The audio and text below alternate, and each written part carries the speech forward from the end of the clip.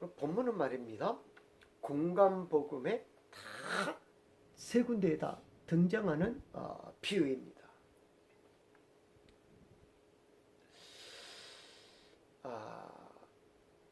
각자 강조하는 바가 마태복음과 누가복음에서 강조하는 바가 다 다릅니다. 그러나 오늘 마가복음에서 강조하고 싶은 것은 내가 그 말씀을 어떻게 받아들이냐에 달려 있다라고 얘기를 하는 거예요. 우리는 지난주에 살펴보았듯이 3절에 들으라라고 시작합니다. 이는 들어서 내 것으로 삼아 이를 실천하라는 의미가 강하게 내포되어 있는 것이다 라고 말씀을 드렸습니다.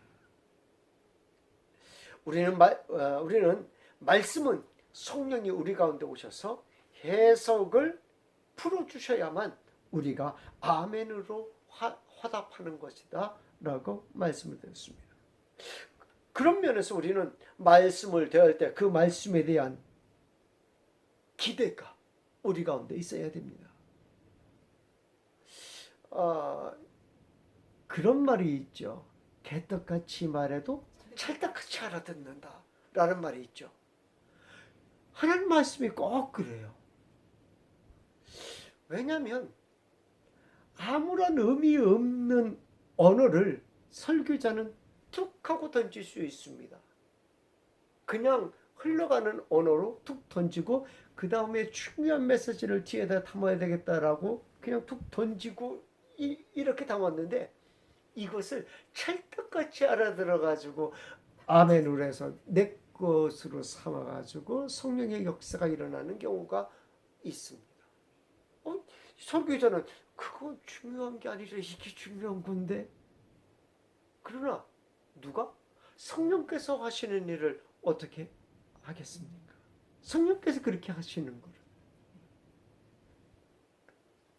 그래서 말씀을 들을 때에는 늘 무엇이 있어야 되는 거예요? 기대감이 있어야지 되는 거예요. 이 기대는 예배에 대한 기대와 같다고 해야 할 것입니다. 예배를 드리면서 말씀 공부를 하면서 어떤 면에서 반복적인 행위로 여기면서 드리면 이보다 더 안타까운 일은 없을 것입니다. 매번 와서 하는 건데 시간 때우다 가는 건데 아니면 누구에게 하나님 앞에 출석 체크하고 갑니다. 출첵하고 갑니다. 이런 의미로 와서 예배를 드린다면 이것보다 참 안타까운 경우가 없을 것입니다. 예배는 늘 하나님과의 대면을 기대하면서 드려야 하는 것입니다. 매번 주일마다, 새벽마다, 수요일마다, 금요일마다 또 시시때때로 드리니 보고 오는 것으로, 갔다 오는 것으로 만족하면 안 되는 것입니다.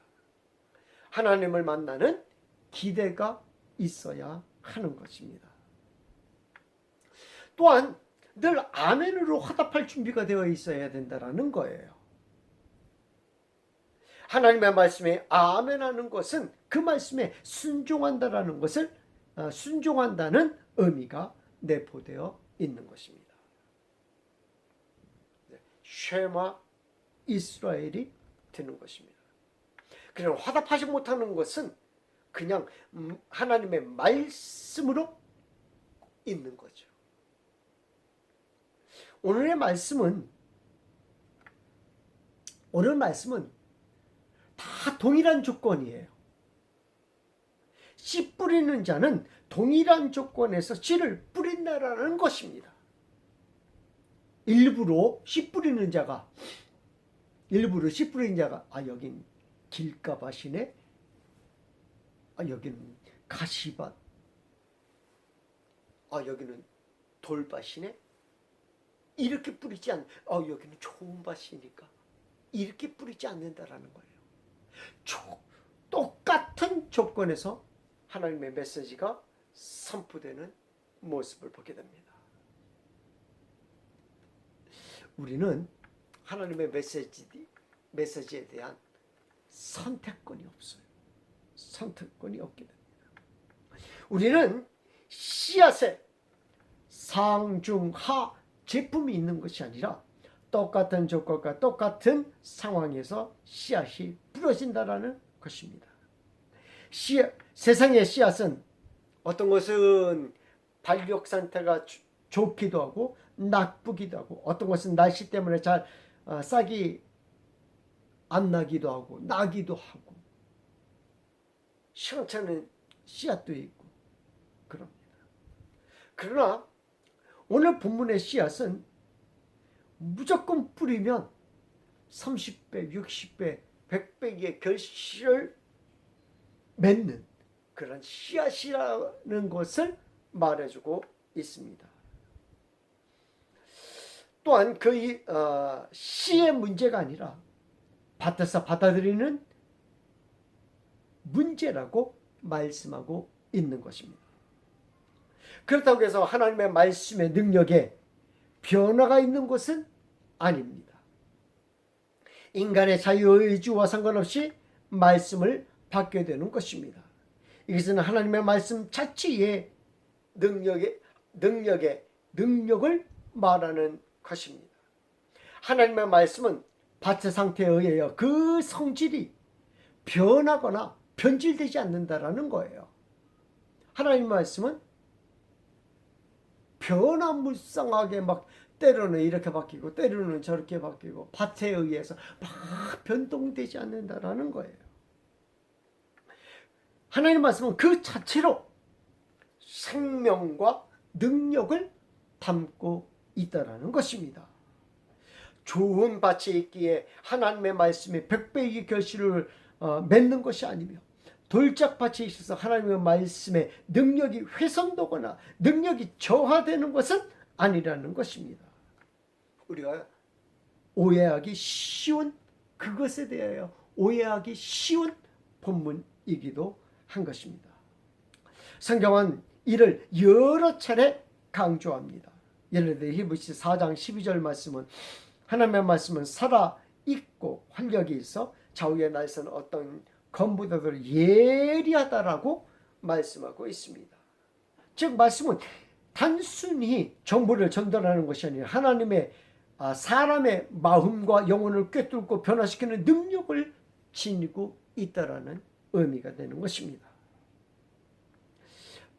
본문은 하나님의 말씀을 뿌리는 자가 있다라고 이야기해주고 있습니다. 그 누군가는 하나님의 말씀을 들고 세상 밖으로 나가 복음을 전하는 것입니다. 복음 전하는 자의 발이 선하고 아름답다겠어요. 이 찬양 가운데 복음 들고 산을 넘는 자들의 발길, 아름답고도 아름답도다. 평화 전하며 복된 소식을 외치네. 주 다스리시네. 주 다스리시네. 주 다스리시네. 복음 들고 가는 주의 전사들이 되시기를 축원드립니다. 우리의 말씀은 능력의 말씀이라는 것을 말해주고 있습니다. 권능의 말씀이라는 것을 말해주고 있습니다. 하나도 땅에 떨어지지 않는다라는 것을 이야기해주고 있는 것입니다. 밭의 종류에 의해서 이 말씀을 받아들이기도 하고 고민하기도 한다라고 성경은 말해주고 있습니다. 하나님의 말씀의 능력이 아니라 하나님의 말씀을 받는 밭에서 자유의지를 발동하는 것입니다. 오늘 본문을 살펴보면 제일 먼저 뿌려진 곳이 길가에 뿌려집니다. 길가에 뿌려졌다는 것은 뿌리자마자 새들이 와서 쪼아 먹었다라고 얘기해주고 있습니다. 본문에서는 그 해석을 사탄이 와서 그 말씀을 즉시 빼앗아 가버린 것이다. 길가에 뿌려졌으니까 어떻게? 뿌리를 내리기도 전에 그냥 뿌리 싹이 나기도 전에 새들이 와서 그냥 바로 쪼아 먹어버린 모습을 보게 되는 것입니다. 이는 그 말씀이 그에게서 사라진 것입니다. 마음에서 지워버린 것입니다. 아니, 마음에 뿌려졌지만 마음에 닿자마자 사탄이 가져가 버린 것입니다. 주로 말씀은 예배를 통해서 전해집니다. 이때 신령과 진정으로 예배하는 자세가 중요한 것입니다. 우리가 흔히 쓰는 언어 가운데 이런 언어를 종종 쓰기도 합니다. 예배를 보는 것이냐 드리는 것이냐라는 이야기를 가끔 하기도 합니다. 예배 참여자로서의 예배를 보는 자는 예배의 현장에 와 있다라는 것으로 만족함을 누리는 자들을 말하는 것입니다. 이들은 하나님의 말씀이 중요하지 않습니다. 현장에 와 있는 것만 생각하는 것입니다. 이들의 예배는 수동적입니다. 하나님은 능동적인 예배자를 찾고 계시고 원하시는 것입니다. 능동적인 예배자는 로마서 12장 1절의 말씀처럼 그러므로 형제들아 내가 하나님의 모든 자비하심으로 너희를 권하노니 너희 몸을 하나님이 기뻐하시는 거룩한 산 제물로 드리라. 이는 너희가 드릴 영적 예배니라. 예배는 참여자로서 우리를 산 제사로 드리는 영적 예배를 드려야 하는 것입니다. 이때 사탄은 우리에게서 말씀을 뺏어 갈 수가 없습니다. 이를 위하여 예배는 어떤 것이 중요해요? 미리미리 준비하는 것이 참 중요한 줄 압니다. 마음 자세도 중요하고 마음 자세에 따라서 미리미리 준비하는 것이 중요한 것입니다. 다음으로는 두 번째 밭은 돌밭에 뿌려진 것입니다. 이들은 뿌리가 없으므로 말라 씨가 열매를 맺지 못하게 합니다. 그런데 돌밭에 뿌린 것은 무엇이 있다라고 얘기해주고 있어요? 뿌리가 있긴 있어요. 근데 그 뿌리가 어떻지 못해요? 깊지 못하다라는 것입니다. 이 깊지 못하다라는 것은 무엇을 의미해주고 있어요? 신앙의 깊이예요. 신앙의 깊이예요. 신앙의 깊이를 알 수 있는 척도라는 것입니다. 믿음이 있다 없다라는 표현을 우리가 종종 사용합니다. 이것이 신앙이 깊다 그렇지 않다라는 그런 표현과도 같을 것입니다. 그럼 이들은 무엇으로 알 수 있습니까? 신앙이 깊은지 얕은지 이것은 무엇으로 알 수 있습니까? 장성한 분량까지 자랐느냐 그렇지 않느냐는 차이예요. 장성하지 않으면 말입니다. 뿌리가 깊지 않기 때문에 뭐예요? 넘어지는 거예요. 마치 모 위에 지은 집처럼 모래 위에 집을 지은 것처럼.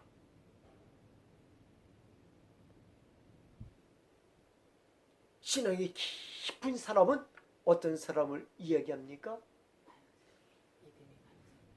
시냇가 옆에 심은 나무와 같으니 그 나무는 어떻게? 가물이 와도 마르지 않으냐니. 왜? 그 뿌리가 깊이 박혀있기 때문에.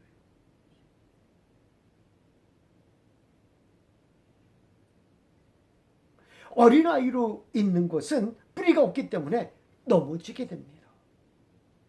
본문 16절 17절에 이렇게 기록합니다. 또 이와 같이 돌밭에 뿌려졌다는 것은 이들을 가리킴이니 곧 말씀을 들을 때 즉시 기쁨으로 받으나 그 속에 뿌리가 없어 잠깐 견디다가 말씀으로 인하여 환난이나 박해가 일어나는 때에는 곧 넘어지는 자요. 깊이가 없으니까 넘어져요. 어린아이이기 때문에 넘어져요. 이 본문은 어린아이로 있을 때 나타나는 현상에 대하여 기록해주고 있는 것입니다. 어린아이로 있을 때 어떤 특징이 있습니까? 해가 나올 때 어떻게 된다고 그랬어요? 타버린다고 그랬어요. 타서 말라 비틀어진다라고 얘기해주고 있습니다. 해는 돌 위에 있는 씨앗에게 막 싹이 나서 자라난 씨앗에게 치명적입니다. 그렇다고 해서 태양이 없으면 싹은 튼튼하게 자라날 수 없기에 해는 필수적이라는 사실입니다.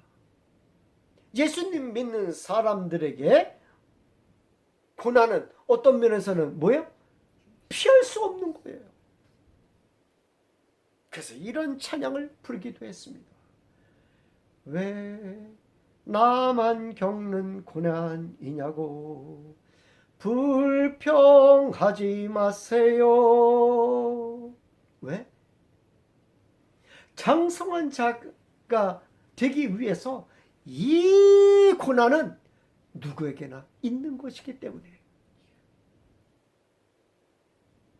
우리는 이 고난이 왔을 때 장성한 자의 분량에 이르면 그 고난으로 인하여 하나님께 더 빨리 가고요. 그 고난으로 인하여 더 하나님께 감사할 줄 아는 우리 심령들이 되어야 된다는 사실이에요. 핍박이 왔어요? 감사하시기 바랍니다. 왜? 하나님의 복 주시기 위해서 그래요. 하나님의 복 주시기 위해서. 너무 견디기 힘든 지금 이 순간에도 주님은 우리와 함께 하시며 일하고 계신 줄 믿습니다. 남들은 지쳐 앉아 있을지라도 당신만은 일어났어요. 성경은 어린아이가 자라나는 루트 안에 이 해는 반드시 있다는 것입니다. 이 해를 견디면 튼튼히 자라날 수 있는 것입니다. 장성한 자가 되는 길은 우리가 잘 알듯이 성령이 충만하면 성령이 충만한 자들 안에서 이루어진다라는 사실입니다. 그리고 그 안에서 성령의 열매를 맺으며 살아갈 수가 있는 것입니다. 세 번째로는 가시밭길이라고 합니다. 가시떨기밭이라고 합니다. 18절 19절에 보니까 또 어떤 이는 가시떨기에 뿌려진 자니 이들은 말씀을 듣기는 하되 세상의 염려와 재물의 유혹과 기타 욕심이 들어와 말씀을 막아 결실하지 못하게 되는 것이요. 어떤 성향의 성도들을 말하는 것입니까? 한쪽 발은 세상에, 한쪽 발은 하나님에게 두고 사는 성도들을 이야기하는 것입니다. 세상 욕심과 하나님 신앙을 동시에 붙잡으려는 태도를 의미하는 것입니다.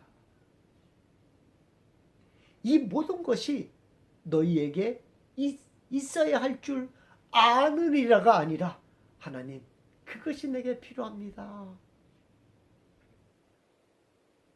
욕심의 신앙을 가지는 거죠.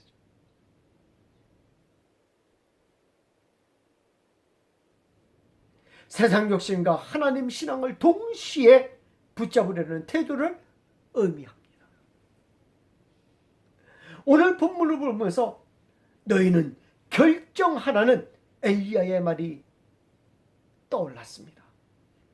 열왕기상 18장 21절 말씀에 엘리야가 모든 백성에게 가까이 나아가 이르되 너희가 어느 때까지 둘 사이에서 머뭇머뭇하려느냐. 여호와가 만일 하나님이면 그를 따르고 바알이 너희 하나님이면 그를 따르라 하니 백성이 한 말도 대답하지 아니하는지라. 엘리야는 이스라엘 백성들이 하나님을 배반하며 바알을 섬기며 바알에게 절하며 제사를 지내는 모습을 바라보면서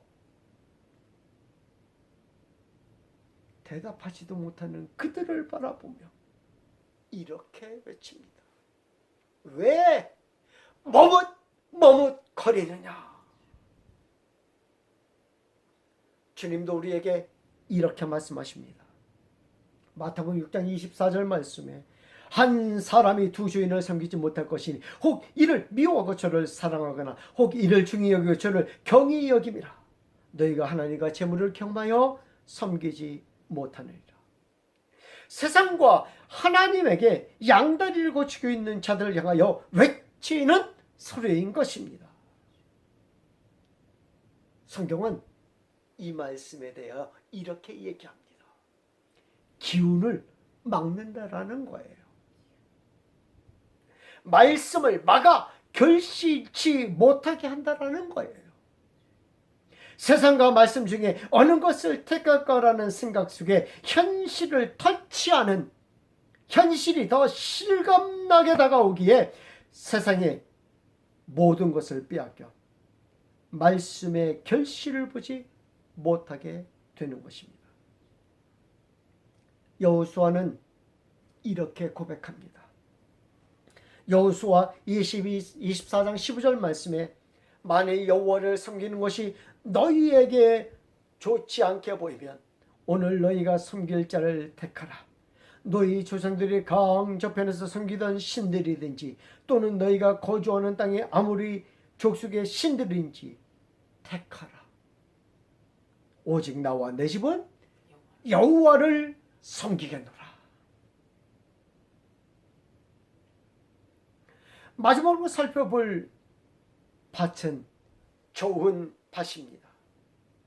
20절 말씀에 좋은 땅에 뿌려졌다는 것은 곧 말씀을 듣고 받아 30배나 60배나 100배의 결실을 하는 잔이라. 좋은 땅의 특징은 무엇입니까? 이 자라나고 무성해졌다라는 거예요. 자라나고 무성해져야 됩니다. 자라나고 무성해지려면 어떻게 해야지 돼요? 자라나게 해야죠. 무성해지게 해야죠. 주일 예배만 나와가지고는 자라날 수 없어요. 무성해질 수 없어요. 말씀을 배우고 익혀야 됩니다. 기도해서 성령의 가르침을 받아야 합니다. 그래야 자라나고 무성해지는 겁니다.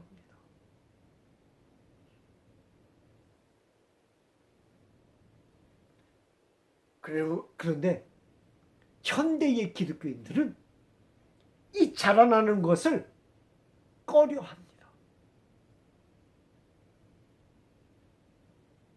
무성해지는 것을 꺼려합니다.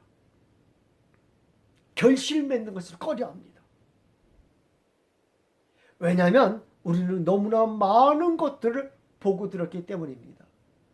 그렇게 하면 그 모습은 혹 누가 하는 것과 같다라고 생각을 해요?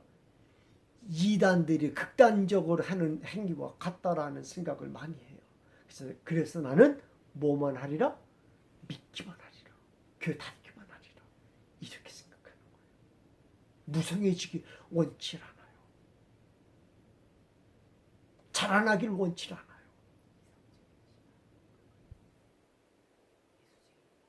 이단들의 모습들은 그들이 자라나는 모습이라고 잘못 판단했기 때문입니다.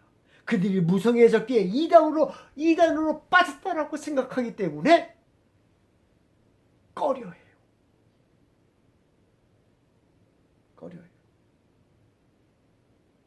우리는 30배, 60배, 100배의 결실을 맺는 성도들이 되길 주님의 이름으로 축원을 드립니다. 그것이 우리들의 모습일 거예요. 무성해지고 자라나는 모습으로 하나님 앞에 서기를 바랍니다. 기도하겠습니다.